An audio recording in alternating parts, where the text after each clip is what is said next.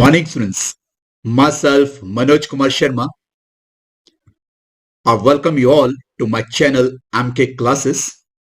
Students, today I'm going to start a series of lectures of chapter 2nd of class 12th, that is solutions, and today it's the first lecture.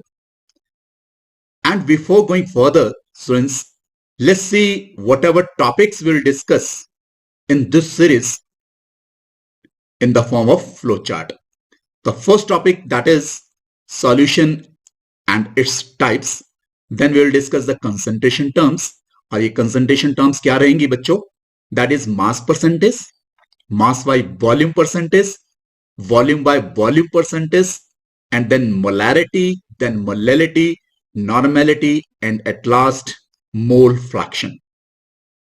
So बच्चों, then we'll discuss the solubility of gases and solids in the liquids. Then we'll discuss Henry's law and its applications, then Raoult's law, then ideal and non-ideal solutions. After that, we'll discuss the positive deviation and negative deviation from the ideal behavior, and after that, we'll discuss the colligative properties. And these are relative lowering in vapor pressure, and then elevation in boiling point, then depression in freezing point, then osmotic pressure.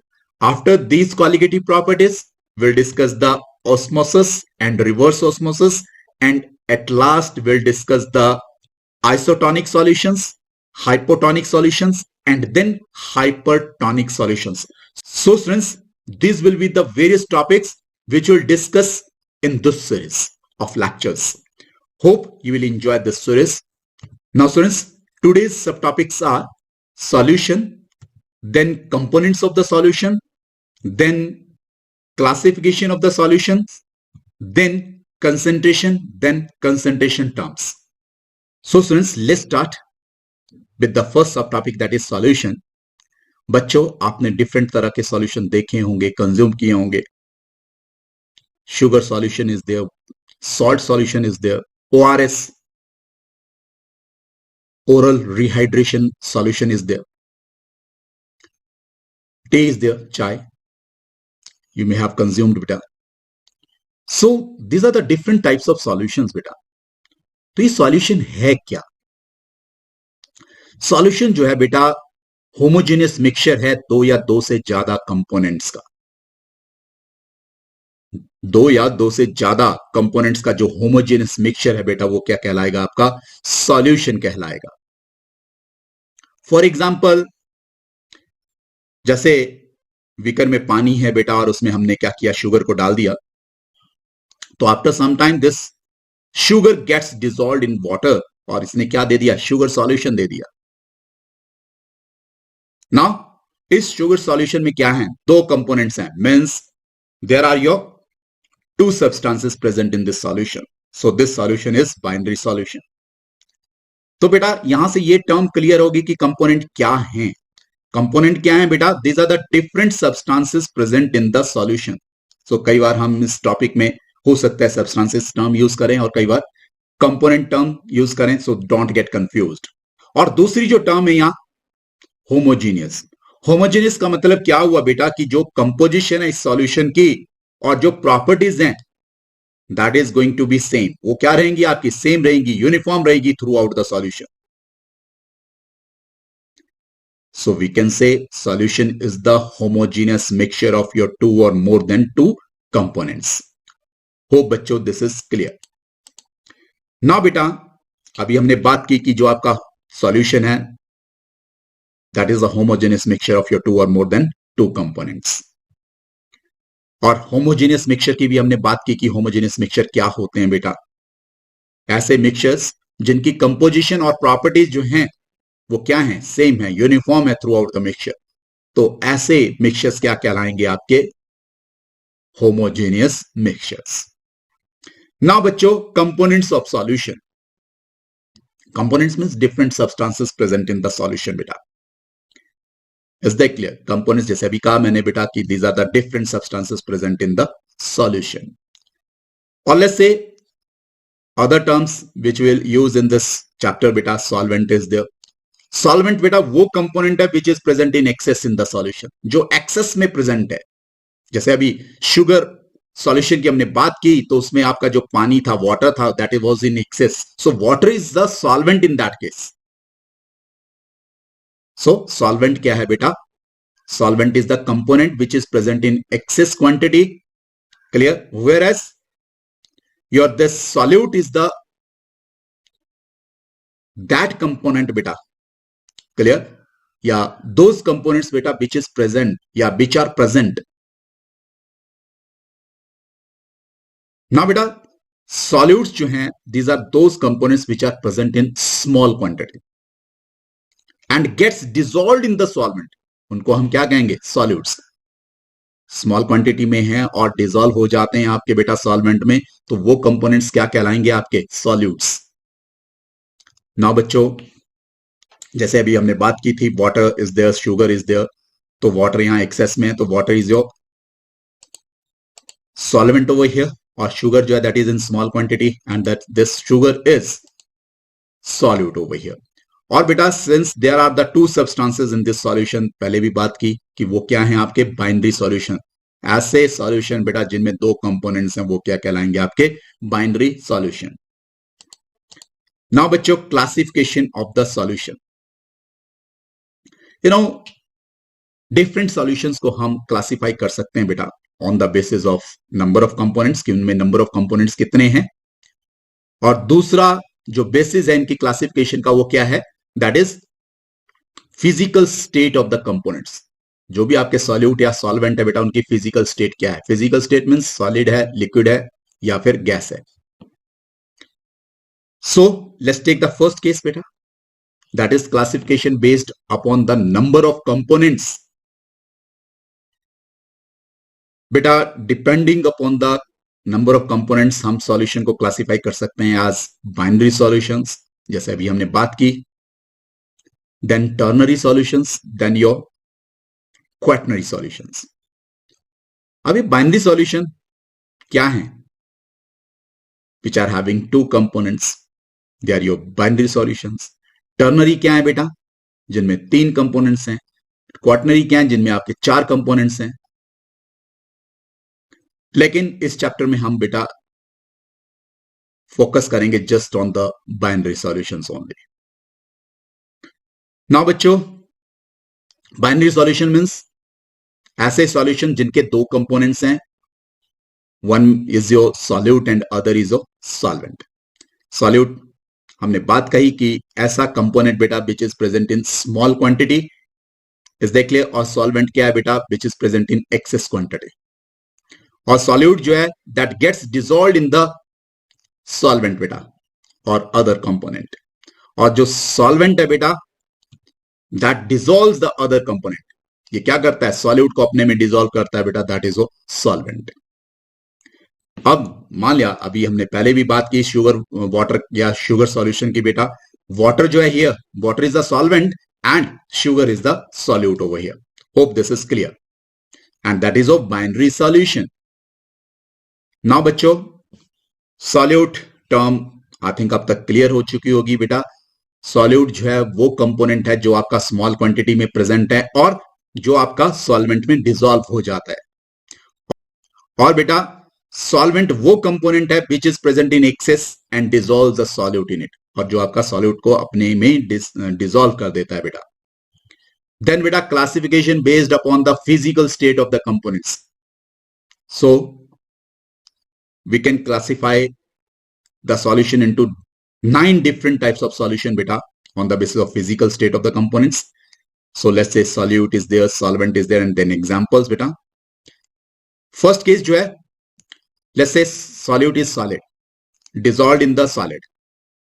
Means solute और solvent दोनों ही solid हैं, तो example क्या होगा बेटा इसका? Alloys. Alloy क्या है? Alloy is the homogeneous mixture of your two or more than two metals. Metals का जो homogeneous mixture है बेटा, that is a alloy. Then बच्चों liquid in solid. Liquid in solid means liquid जो है solute है और सॉल्वेंट क्या आपका सॉलिड है. Is that clear? तो liquid is dissolved in the solid. So example क्या है बेटा, मर्करी विद सोडियम या फिर mercury with zinc, is they clear? Mercury जो है आपकी बेटा मेटल है, लेकिन that is in liquid state. Then gas in solid, gas in solid, that is beta hydrogen adsorbed over palladium. Hydrogen adsorbed over palladium, that is used as a reducing agent beta. So now solid in liquid, तो common examples हैं, अभी हमने बात भी की, sugar solution is there, salt solution is there. तो salt in water is there one example beta, sugar in water is the other example. Then beta liquid in liquid, तो liquid in liquid भी आपके common है, clear? Like ethanol in water is there, methanol in water is there. तो these are the examples of liquid liquid solutions बेटा. Then बच्चों gas in liquid, gas in liquid means oxygen dissolved in water. So oxygen dissolve in water, इसी oxygen की वजह से जो आपकी marine life जो है बेटा पॉसिबल है, इज देख क्लियर? वो सांस ले सकते हैं because some oxygen is dissolved in the water. Now बेटा other is solid in gas, solid in gas, जैसे आपका एयर में क्या है बेटा, आपके स्मोक पार्टिकल्स आर देयर या फिर dust particles are there in the air, that is the example of your such type of your solution. Then बच्चों liquid in gas, liquid in gas means water vapours in air या फिर fog, fog धुंध जो है आपकी बेटा, that is the example of your such type of solution. Then gas in gas, air is the best example of your such type of your solution beta, that is gas in gas. So बच्चों solid in liquid, liquid in liquid and gas in liquid, ये क्या है? common solutions हैं. So beta besides these solution there are the other types of solutions beta on the basis of your solvent beta, and these are your aqueous solution and non-aqueous solution beta. Aqueous जैसे नाम ही बता रहा है, aqua से लिया गया word है, aqua से aqueous, that is aqua means water. अगर आपका सॉल्वेंट जो है वाटर है, देन ऐसे सॉल्यूशंस क्या कहलाएंगे? आपके aqueous solutions. Aqueous solutions are those in which the water is the solvent. Where is जो आपके नॉन एक्वस सॉल्यूशंस है बेटा, ये वो सॉल्यूशन है जिसमें आपका सॉल्वेंट वाटर के अलावा कोई दूसरा रहेगा, like ammonia is there, benzene is there, toluene is there, ether is there. These may be the solvents. So बेटा नॉन एक्वस सॉल्यूशंस कैसे रहेंगे बेटा? ऐसे सॉल्यूशन जिनमें सॉल्वेंट जो है वाटर के सिवा दूसरे हैं. Now next is concentration of the solution. बेटा जैसे आप दूध पीते हैं, दूध में चीनी डालते हैं, सपोज अगर मैं सॉल्यूट की बात में यहां शुगर्स की से बात करूं बेटा, जैसे चीनी कम है तो आप कहेंगे कि क्या है, चीनी कम है, तो means that is a less concentrated milk. अगर मैं concentration in terms of your sugar बात करूं बेटा, clear? Are you getting me what I am trying to say? अगर चीनी ज्यादा है तो आप क्या कहेंगे? ज्यादा चीनी है, means more concentrate milk is there. So बेटा concentration is nothing but it is the amount of solute which is present in the given quantity of the solution. मतलब किसी सॉल्यूशन में कितना अमाउंट जो सॉल्यूट का प्रेजेंट है बेटा, that is measured in terms of your concentration. उसको हम कंसेंट्रेशन की टर्म में देखते हैं. So we can say concentration of the solution is defined as the amount of the solute present in the given quantity of the solution. और short में बात करूं तो given amount of your solution में कितना अमाउंट ऑफ सॉल्यूट प्रेजेंट है, that is concentration. Now बच्चों concentration terms, concentration हम डिफरेंट टर्म्स में एक्सप्रेस कर सकते हैं, like mass percentage, then volume percentage, mass by volume percentage, then parts per million, that is ppm, then molarity, then molality beta, then normality, then mole fraction. So beta these are the different terms जिसमें हम concentration of solution को express कर सकते हैं. So let's take the first case, that is a mass percentage. अब नाम ही बता रहा है यहां बेटा परसेंटेज. परसेंटेज मीन्स 100 में, परसेंटेज हम 100 से लेंगे बेटा, तो मास परसेंटेज जो है किसी भी कंपोनेंट की हम किसी भी सॉल्यूशन में कैसे देख सकते हैं कि कितना मास ऑफ कंपोनेंट प्रेजेंट है in the 100 gram of the solution. Means 100 gram of solution में कितना मास उस कंपोनेंट का प्रेजेंट है, that is a mass percentage of that component. तो डेफिनेशन कैसे देखेंगे हम बेटा, mass percentage of a component in the given solution is defined as the mass of the component present in 100 gram of the solution. So mathematically beta, mass percentage, that is W by W, mass of a component upon total mass of the solution into 100. Means यहां solute का भी हम मास लेंगे बेटा और solution का भी मास लेंगे, because it's a mass percentage. और 100 ग्राम ऑफ सॉल्यूशन में कितना ग्राम उस कंपोनेंट का प्रेजेंट है बेटा सॉल्यूट का, that is a mass percentage. Now बच्चों वॉल्यूम परसेंटेज, अब V बाई V मीन्स किसी सॉल्यूट का जो वॉल्यूम है कितना प्रेजेंट है 100 ml ऑफ द सॉल्यूशन में, that is a volume percentage. So volume percentage of a component in the given solution may be defined as the volume of a component present in 100 milliliter of the solution beta. Now volume percentage is equal to V by V percent beta, that is the volume of a component upon total volume of the solution into 100.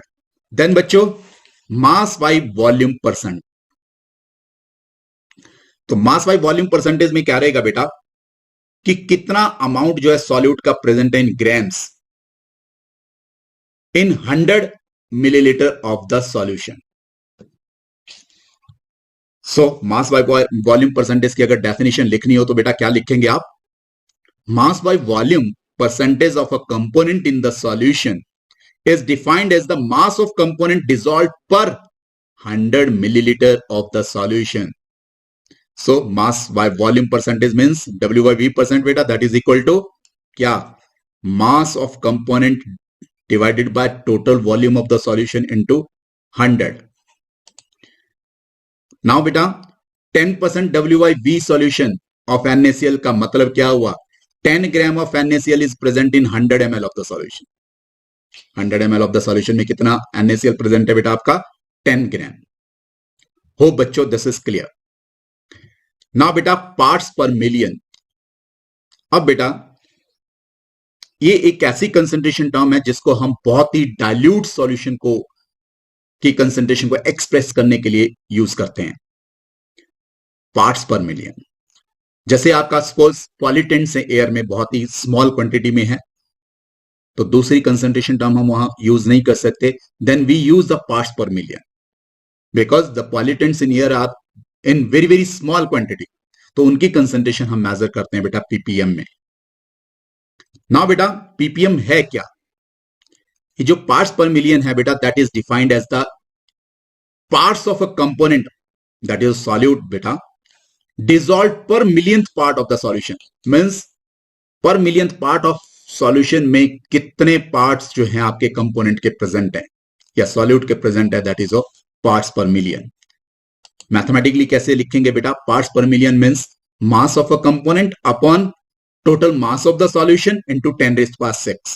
10 raised power 6 क्यों, because 1 million is equal to 10 lakh और 10 लाख में कितनी आपकी zeros होंगी बेटा 6, तो 10 raised power 6।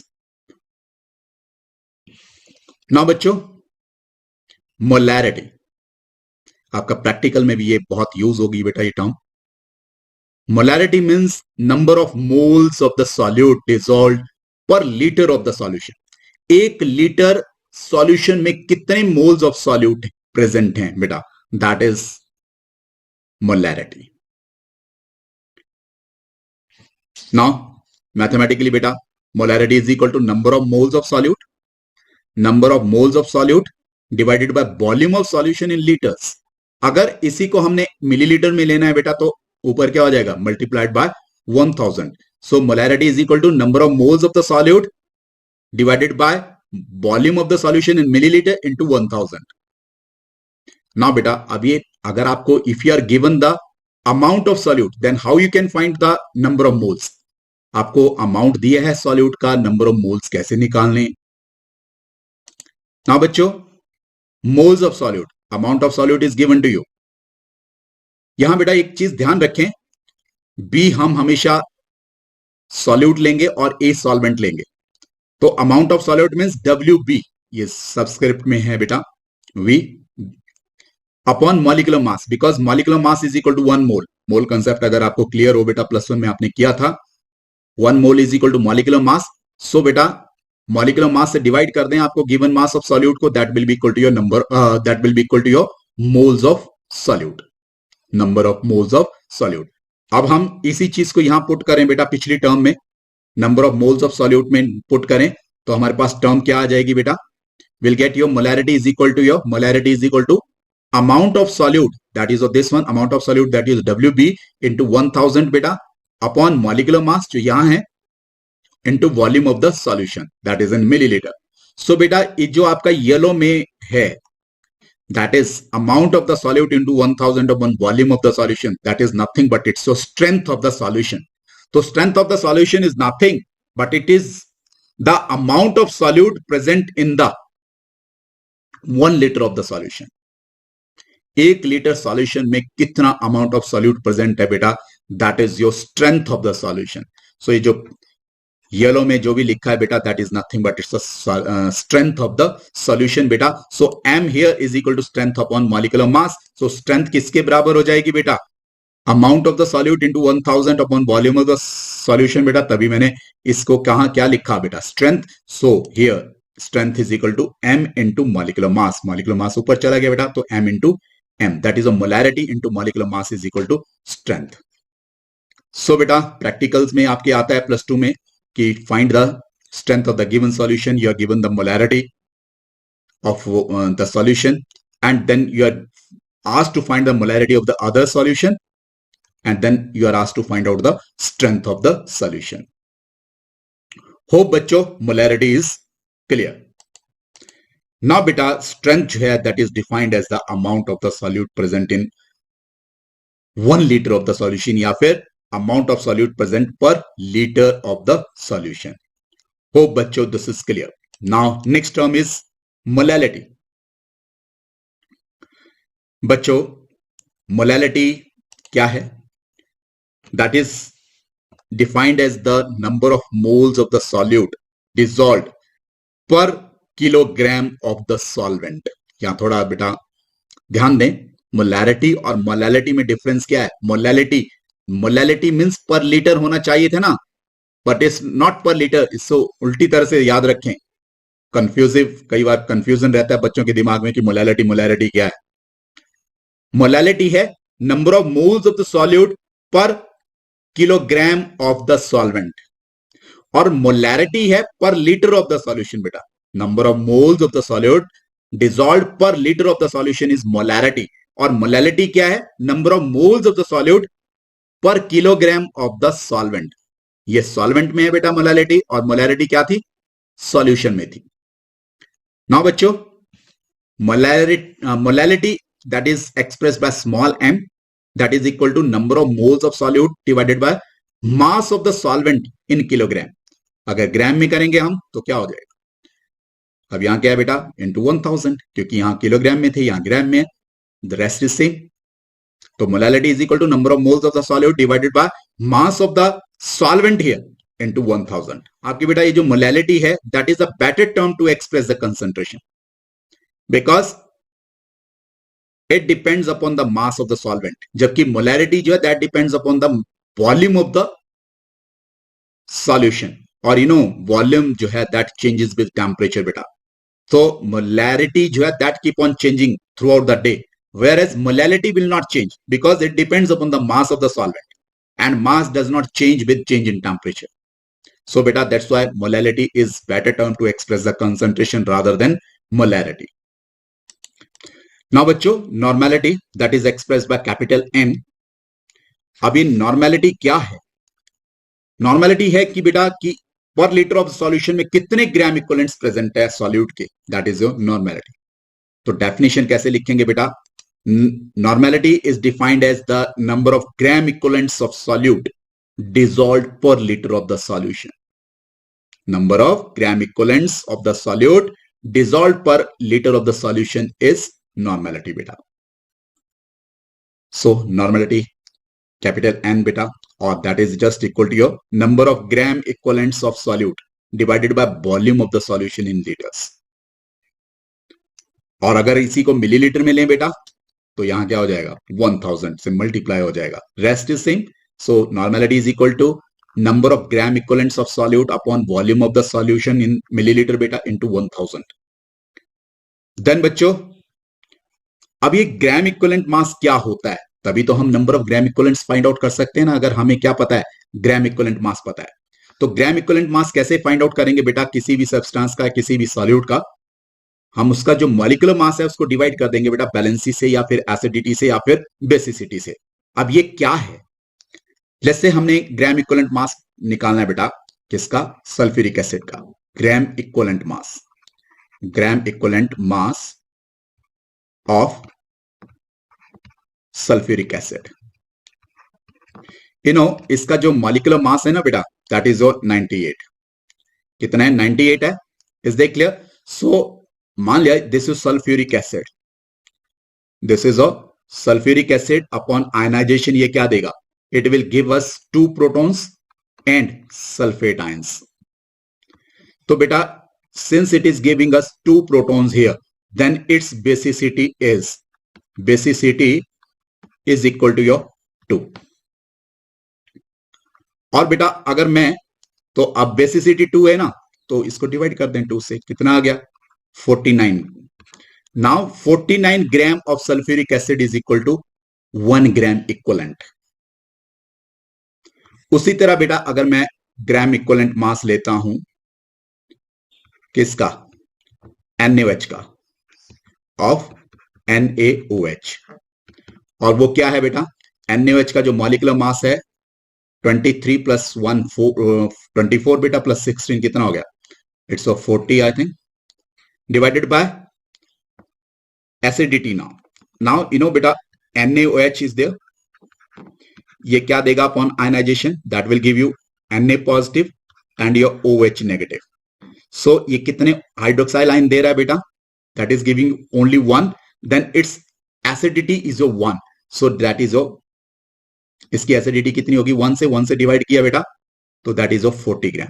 सो इसकी acidity 1 थी ना बेटा, that's why I have divided by 1. That's why it's gram equivalent mass is 40. Now valency बेटा, अब इसके क्या है? 2 है. H पॉजिटिव आयंस 2 दे रहा है यहां, तो इट्स 2 बेटा, एंड इट्स Na पॉजिटिव 1 और हाइड्रोक्साइल आयन इज ये कितना दे रहा है? 1 नेगेटिव दे रहा है. क्लियर?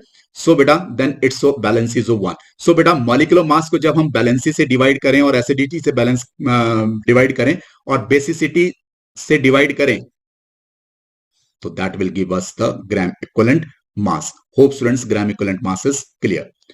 सो बच्चों इस तरह हम ग्राम इक्विवेलेंट मासेस जो है फाइंड आउट कर सकते हैं. Then number of gram equivalents we can find out बेटा, that is amount of the solute which is given to you, that is WB let's say divided by gram equivalent mass, जो अभी हमने देखा कि कैसे हमने निकालना है बेटा.